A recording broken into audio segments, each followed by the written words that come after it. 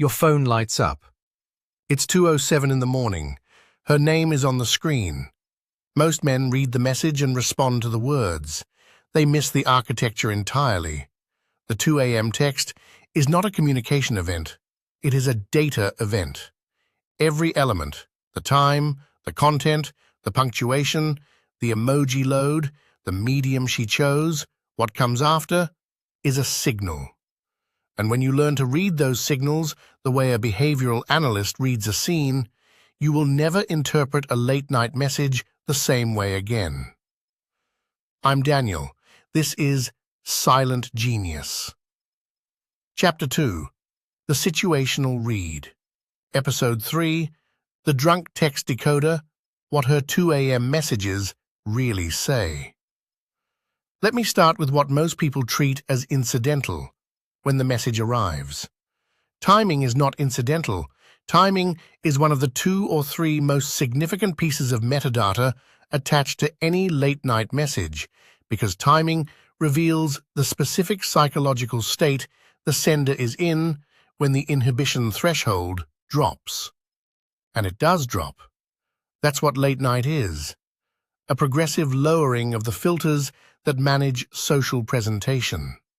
Whatever is sent after midnight is something that the sender's daytime self chose not to send.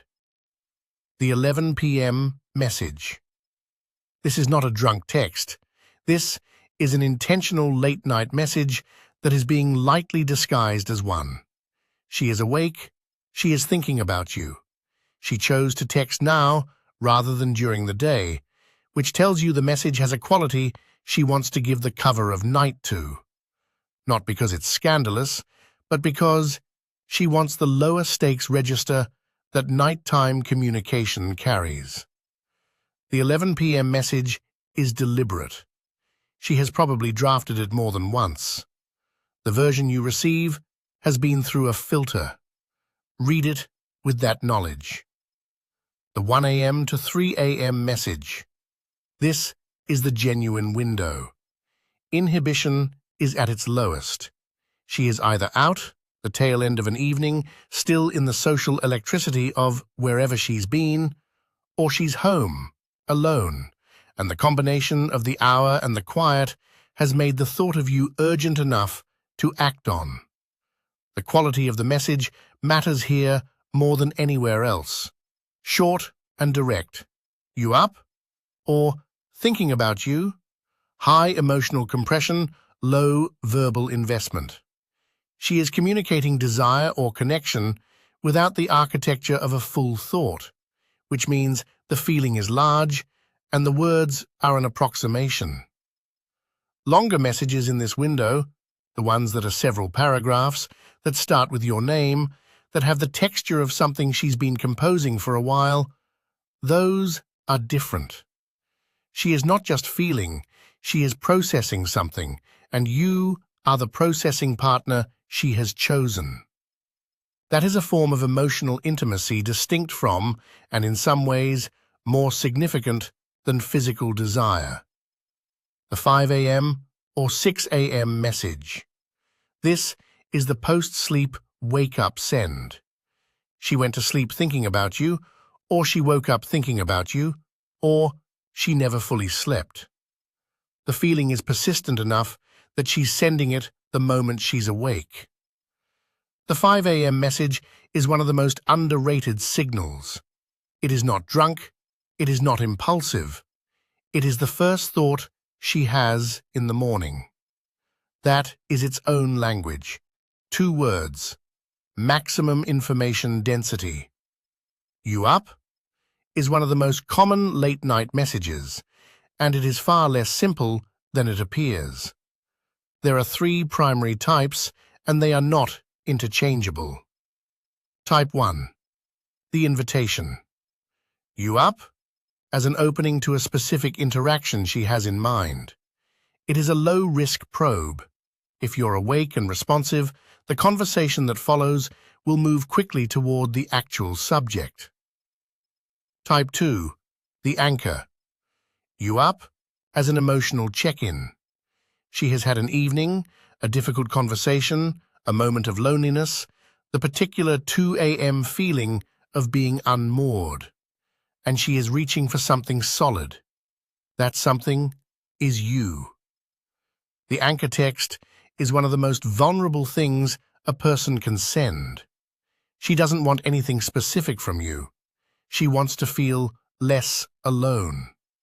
If you respond to an anchor text as if it were an invitation, you will miss the actual emotional event entirely.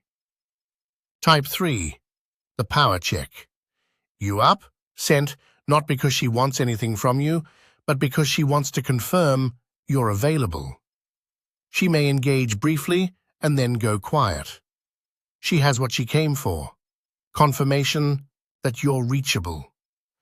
If this becomes a pattern, the late-night probe that never develops into actual exchange, you are being used as an availability signal rather than a genuine connection point.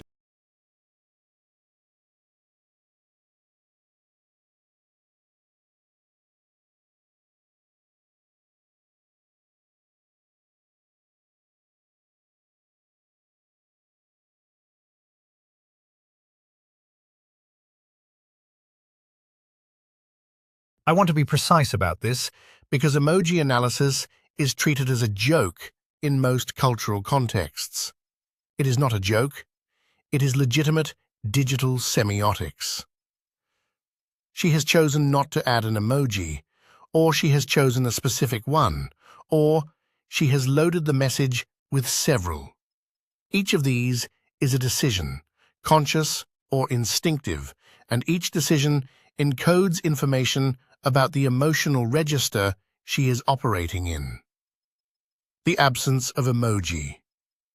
A message with no emoji, particularly from someone who normally uses them, is a message in a different register. It is more direct, more exposed. The emoji functions often as an emotional buffer. It modulates the tone, adds a layer of playfulness or warmth that creates social cushioning. When it's absent, the words are standing alone. I miss you is categorically different from I miss you with a sad face, and different again from I miss you with a laughing emoji. The first is unmediated, the second is soft and vulnerable. The third is deflecting the vulnerability with humor. All three have different emotional origins. The soft vulnerability variants, the sad face, the crying emoji, she is admitting something she would normally manage more tightly. These are not playful. They are admissions of feeling, dressed in digital shorthand. The person sending this has decided to let you see something unguarded. The single red heart. She sent it standalone, nothing else. This is either the purest expression of feeling she can produce within the constraints of digital communication, or it is a social grace, a warm close to a conversation. A standalone heart at 2 a.m., unprompted, has different weight than one sent in response to something you said. The laughing emoji buffer. She said something real and immediately walked it back with a laugh emoji. I was thinking about you today, lol. The content is genuine. The emoji is the anxiety wrap she put around it so it didn't land too heavy. The message is the part before the emoji. The emoji is the part she added because she was scared. She texted you. You didn't respond, by choice or circumstance, and then she texted again. The double text is one of the most charged events in digital communication, precisely because it breaks the cardinal rule of modern dating performance. Never appear more invested than the other person. She broke that rule. Why? The low-stakes double, a follow-up to her own previous message with additional information. She is adding to the thought rather than chasing a response. This is the lowest charge variant. The time gap double, a discernible gap between messages, an hour, 2 hours, the morning after. She sent the first message, didn't hear back, waited out the window, in which a response would have been natural, and then sent again. She is aware that you have not responded. She is choosing to follow up anyway. That decision requires overcoming the social cost of appearing to chase. She made that calculation and decided you were worth the cost. The content of the follow-up matters enormously. Did you see this? She is providing you with a socially graceful exit. Hey, or you there? She wants an acknowledgement. Forget it, doesn't matter. She is withdrawing the message in real time, and this is a specific escalation, not a de-escalation. The rapid double. She sent 2 messages within 30 seconds of each other. This is not strategic. This is someone in an excited or unsettled emotional state, where the thoughts are arriving faster than she can compose them. She is not calculating. She is responding in real time to something large in her system. What that something is will be in the content, but the format alone tells you this is not a managed communication. This is live emotion. If this is resonating, And I think it is, do me a favor. Like this video, and if you haven't subscribed yet, do it now. We go deeper than anyone else on this platform. And what's coming next in this chapter, you don't want to miss it. She had the option to send a text. She sent a voice note instead. This is a significant choice, and it is almost never made unconsciously. A voice note requires more exposure than a text. She cannot edit a voice note the way she can edit a text. She cannot review it for tone, reconsider the phrasing, cut the vulnerable section, and replace it with something safer. Her voice carries her emotional state in a way that text cannot reproduce.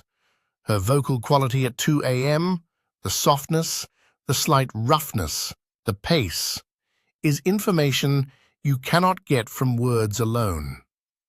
If she is sending you voice notes in the late-night window, she has decided that the full version of what she wants to communicate requires more than text allows.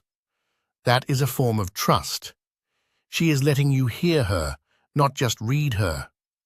She sent a voice note when a text would have been faster. She wanted you to hear something, not just know something. She sent a very long voice note. She needed to process something and chose you as the processing space. She sent a voice note and then immediately followed it with, "Sorry, that was long." She second-guessed the exposure after sending it. Reassure her. She gave you something real, and she's already bracing for it to be a mistake. "Oh, sorry, that wasn't meant for you." Let me be direct with you. There is no accidental late-night text. This is not cynicism. This is the mechanics of how phones work and how human psychology works. Your contact name is in her phone. Sending a message to you requires selecting your name, opening your thread, composing the message, and pressing send. 4 distinct actions. The probability of this happening accidentally, particularly at the level of composing a coherent sentence, is essentially 0.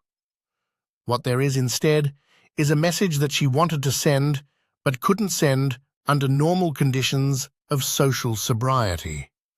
The cover story? It was an accident. Is the exit ramp she constructed for both of you so that the message can land without requiring explicit ownership.